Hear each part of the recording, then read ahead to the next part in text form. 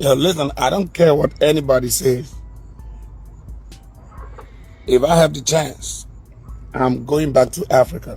I'm not going to stay in the United States. If I had that choice to go back to Africa right now, I'm going back to Africa. America is not the right place. It's not a right place to live. Never. America is a very lonely country. How you stay in a neighborhood where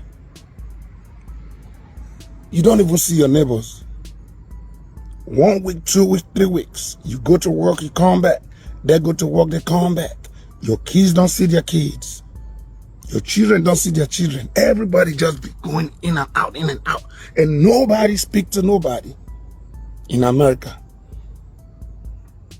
In Africa, you see peace.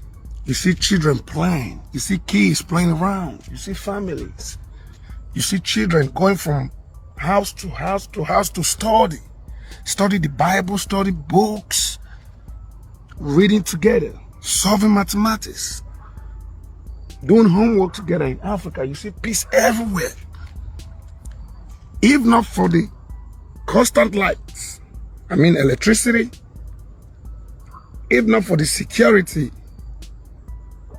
and I'll say for the good roads in the US, I will carry my bag and go back to Africa.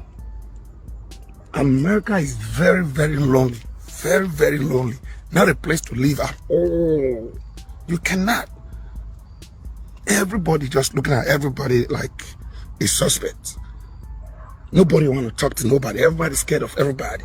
You want to you get in trouble because you're talking to somebody. They call the police for you for the slightest. Any small thing, they don't look at you like say you be thief. Why is America like this? It's supposed to be a great country, right? So what's the problem? Why is everybody looking at everybody like you don't want to speak to your own neighbor? You don't want to talk to your own neighbor? You stay in a neighborhood for like 3 months. You don't see your neighbor. The next house don't even speak to you. The next compound look at you like you're a criminal. Like if you talk like one, they look at you like, let me call the police on this man. He's trespassing. Your own neighbor will say you're trespassing. In Africa, it's all love. I'm waiting to hit Mega Million. Once I hit this Mega Million, I'm going back. If I hit Mega Million, I'm going back to Africa. America is very, very lonely. I don't care what anybody says. Everybody looking at everybody like a suspect. No love. It's a lonely place. I'm telling you. Yeah, listen. All right.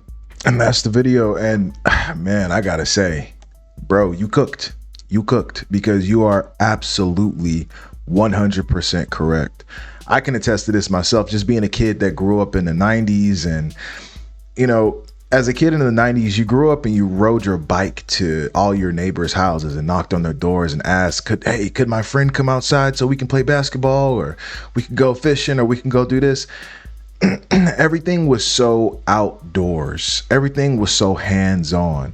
The fathers in the neighborhood used to teach us how to do things. Each father had his own trade, right? Like my dad was an electrician. We had one dad that was a mechanic. We had one dad that was into literature, and he worked at the Atlanta Journal-Constitution. Everybody's dad had a different trade, and they used to teach us things, and we used to just go around to each other's houses. We had our video games too. Don't get me wrong. We had Nintendo 64 and PlayStation and all the early amazing consoles that laid the grounding for our consoles today. But we knew how to separate that. We knew how to separate going outside, staying indoors and playing those games, watching Nick or Disney or whatever. But we had one thing that people don't have today, and that's a sense of community. I don't see this anywhere. And this is not subjugated to white neighborhoods, black neighborhoods, Hispanic neighborhoods. Everybody is going through this same thing. All right. Hell, Halloween just passed and we didn't even get any trick-or-treaters. That's how bad it is. You don't see kids playing outside anymore like you used to. Back in the day, back in the 90s, you had floods of kids playing outside. Everybody used to knock on each other's doors, and it was just such a huge sense of community. And it didn't matter which neighborhood you went to.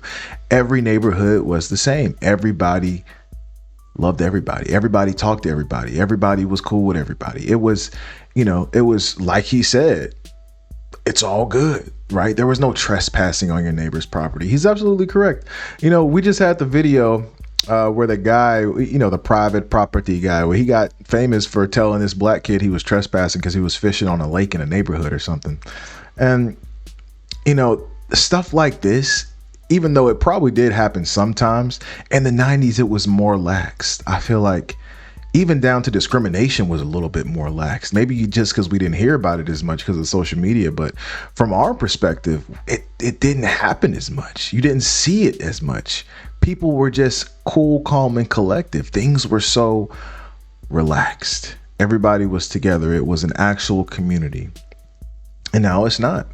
And I don't know what's to blame for that. I don't know if it's just because people are more aware of people being psychotic, or I don't know if it's because of the boom of social media and now everybody just wants to stay home and look at their phones.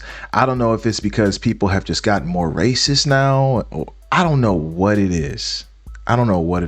But I do know that I feel like the 90s and the early 2000s was as close to a perfect country as we are ever going to have. I'm going to be completely honest with you. I feel like the 90s and the 2000s, like the early 2000s, that's the closest we're going to have to a harmonic, perfect country with just boasting communities and good advice and, just that sense of belonging to your neighborhood.